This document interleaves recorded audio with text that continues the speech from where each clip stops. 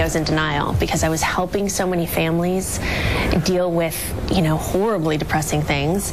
And, I was like, who am I to say that I'm depressed? I almost felt guilty. I'm like, well, I can't complain about my life. I'm working on a TV show, I have a great family, everything's great. But inside I was just, like sad all the time, and I just couldn't, it was so hard for me to get up in the morning.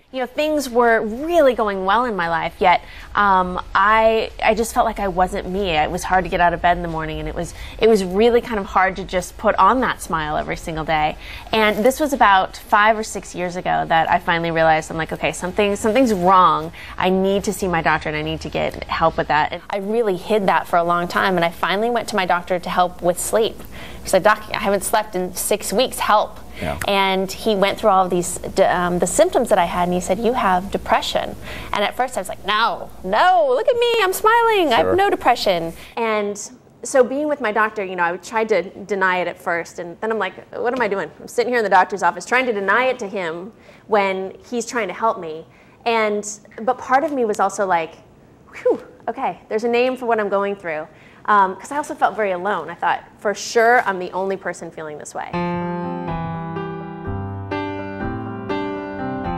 Sharing my story at first was really hard because I think there's that stigma, that everyone is going to look differently at you or think differently of you. And especially with my work, I didn't really want to share what I had been through because I didn't want them saying like, oh, she suffers from depression, we can't use her in this scene, or, we can't work her as hard as the guys. And I feel like I'm constantly out there. I'm in a man's world anyway in construction.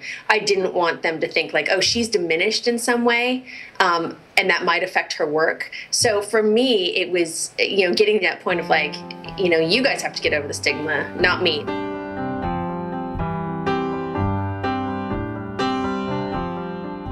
I actually went out in search of a way to get my story out there when one of my friends came to me a couple of years ago and said that I inspired her to get help on one of her own problems. And at first, we're at coffee and she's like, I want you to know that you really inspired me. And I'm thinking, great, I probably inspired her like to build a birdhouse or something like that. I thought it was going to be something construction related.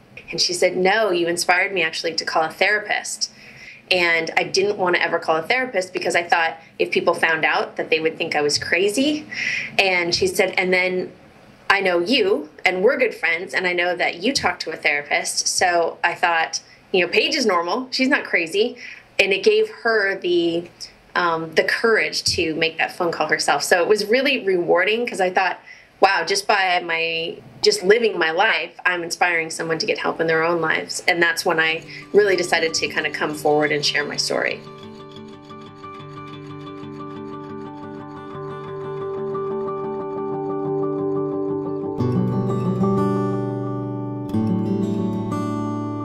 In seeing what the Cutlers have done since their daughter's passing has just been so amazing because in watching that video, I saw that they struggled with it. They thought their daughter was this happy girl, and I think that's how family members feel like.